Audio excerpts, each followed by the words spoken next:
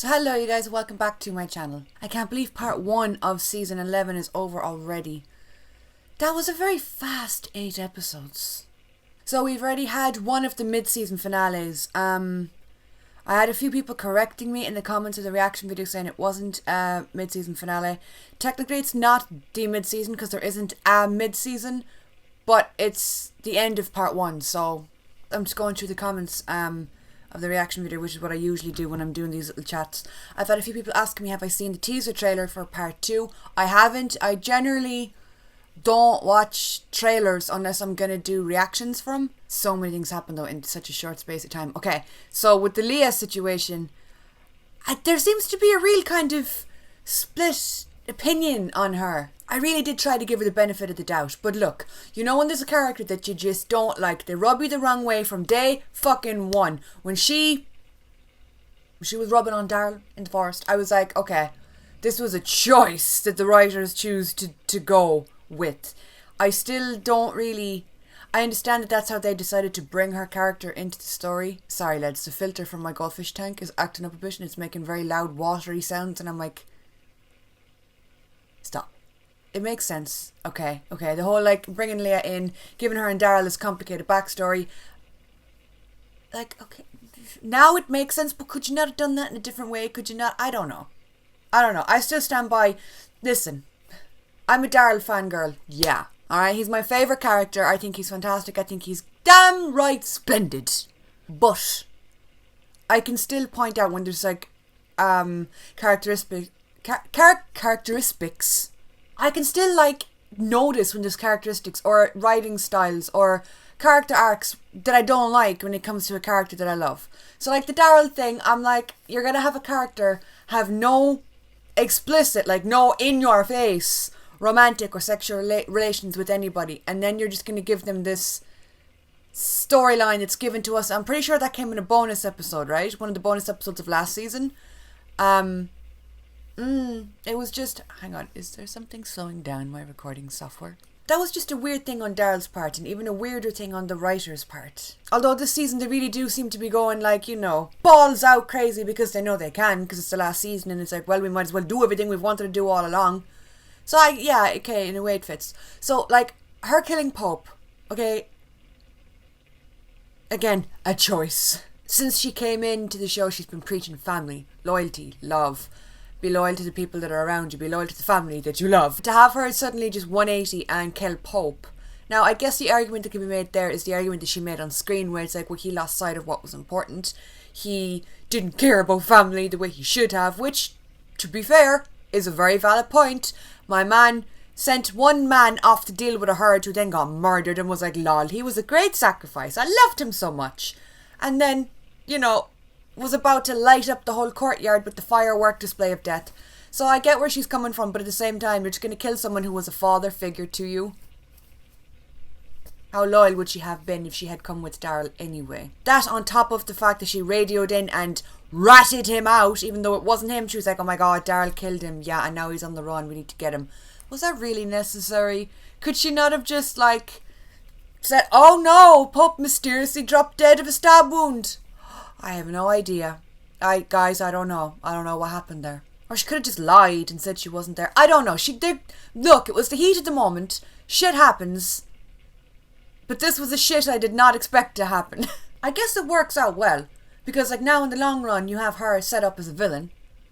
I'm gonna hate her, so it's gonna be great. That's the Leah situation. Another thing about... was it this episode or was it the last one? I don't know. The last few kind of muddled together for me a little bit. The scene with the storm in the house. Rosita being an absolute mad lad, running out into the storm to collect in the bins and kill all the walkers. Good for her. Someone raised a point in my comments about she's probably going to take on, like, the maternal role around Judith and RJ and the other kids. I get that, but at the same time, it's like we've seen her have a few heart-to-hearts with Judith. We've seen her have a few moments where it's like, oh my god, Rosita. So I get that, but at the same time, I'm like, we saw Judith say to Virgil, like, oh, I wish she was here. And Virgil was like, I can see her in the way you swing the sword around. Which is very true. But it's not the same thing. You know, like, having essence of a parent within you is not the same thing as them actually being with you. And I said it, I'm pretty sure, back when Michonne left the show, that it was an odd move for a mother to choose to leave her kids to go and find her husband. Now, it's understandable. I get why she would be like, oh my god, Rick's boots, I gotta go after him. Because, you know, he's a sexy beast, I get it. But, like, I'm still like, that was a messy departure. Her leaving and, like, only telling Judith where she's going. It was a messy departure. As far as I remember, Denai wanted out, I think. She wanted to leave to pursue other roles. Which, again, is fair. An actor's job in life is acting, so they should be allowed to follow whatever roles they want. But I feel bad for Judith. Now, like, the weight of everything is falling to her. And she is like the little mother to all the other kids. Like, you had Gracie having that conversation with her where she was like, oh my god, you're so strong. And that's sad. That's really sad, because it's like Judith is strong because she had to be. Not because it's a quirky characteristic of her or a character trait that defines her. She's had to be strong because she lost her dad at a super young age and now her mom is gone. You know what I mean? And she lost her brother as well. She had to live through that. So it's like, in a way, all she's ever known is loss and how to be strong in the face of that, which sucks. That's terrible for such a young kid to learn. I think RJ is still at the stage where he might be a little bit too young, maybe, to understand that or have to deal with that. So he might, if he was to grow up without Rick and without Michonne, all he ever really knew would have been Judith. So he probably would be able to deal with it a bit better. Although, yeah, he's old enough to remember Michonne and to miss Michonne, and he has expressed missing her before. I just think it's mean, okay? And Rosita as well, rushing out into the storm when she has a baby. I'm like, what are you? I get it, like, you gotta keep your family safe, but at the same time, if that was me, I don't know. A lot of people as well have been kind of poking stabs at, is that a saying? The fact that this half of the season, or this part of the season, ended on a cliffhanger. Yeah, I can get why that would piss people off. I mean, like, it's no stranger to cliffhangers. The Walking Dead has been doing cliffhangers for seasons, particularly on mid-season finales or on actual season finales. So, like, it's nothing really new. It does kind of suck given the fact that we're not getting The Walking Dead until February, I believe it is. It's not coming back until. So, that's a long-ass time to wait. I'm not particularly mad at the cliffhanger. I'm not particularly mad about it either. Like, I don't love it. We know that Maggie and Egan, they're not going to be shot in the middle of the courtyard with fireworks. It's just not going to happen. They're going to escape somehow. So I feel like the stakes weren't exactly high enough for the cliffhanger to have worked. It's like a super unpopular opinion, but my favourite cliffhanger The Walking Dead ever did was the season 6 finale. Yeah, I know, people fucking hated that and they ripped it to shreds, but it was the most talked about show all summer. I remember my friends that didn't even watch the show talking about it, like, in real life. That this cliffhanger had happened and you had to wait months and months to find out. So I feel like that worked and that was effective, and that is still to this day probably my favourite cliffhanger ever. At the time, it wasn't, and I was super pissed off about it, but, like, oh my god, I think it was just, that was a great thing to do. I still stand by what I said. I think it was episode 6 of this season, which I believe my reaction for that is blocked. Lads, there has been problems after problems when it comes to copyright this season. I know a lot of other reactors have agreed and had the same problem with copyright. Do I know what's going on? No. Do I know who's copyright blocking me? Yes. Do I know how to stop it? No. So lads, I don't know. Some videos are going to be blocked, some videos aren't going to be blocked. I'm sorry. I don't really have any way of sorting that out or figuring out what the fuck is going on. I've tried to keep the videos under 10 minutes, which generally helps with copyright. In this instant, it's not. It's really pissing me off and getting on my nerves. I've said it many times. The more extended version to each reaction is put up on my Patreon anyway, where there isn't really copyright issues ever. What was I even saying? Oh yeah, Connie's episode with the haunted house. That was my absolute favourite episode of the season. I still stand by that. I still 1000% stand by that. I agree.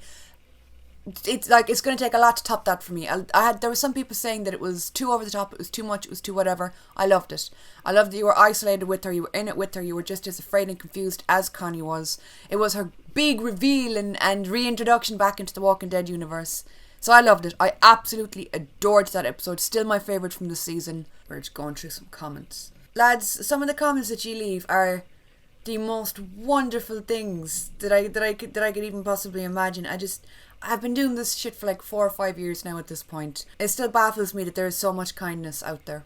So if you've ever left a nice comment or said anything nice to me ever, I want you to know that it doesn't go unnoticed. That is the shit that plays in my mind when the camera is off, when I'm having a rough day, when I'm, going through it or whatever. These comments, I can't even tell you how much they genuinely hit home to me. So, oh, someone said, Mary said, we went the first half of the season without losing any major characters. Part 2 terrifies me already. Someone said, honestly, I liked Pope. The show is lacking a badass villain ever since Negan. Yeah, I've never made it a secret. I've loved Negan as a villain back in the day of the Saviors. I thought it worked really well. I thought it flowed really well. I don't know. I liked Alpha as a villain. I feel like when I think of, if you were to put me in a spot and say, name Walking Dead villains now, it would instantly be like Negan. Why am I drawing a blank? The Governor and Alpha. Yeah, there's been more in between, but those are the three that stand out to me. I feel like Pope was very short-lived and the Reapers were kind of short-lived in a very odd way. That felt like a very Fear the Walking Dead move to pull, where you're going to bring them in for a few episodes and then boom, they're dead. But I guess that was just setting up Leah's storyline. All in all, I liked this part of the season. I thought it was good. It flowed well. There were some things that didn't really work. Some things that did feel a bit forced and a little bit clunky. Generally, I feel like it worked. But yeah, the Fear the Walking Dead reactions are going to be starting up. I'm guessing, I don't know when I'm posting this video. I'm guessing I'm going to post this either on a Wednesday or a Thursday.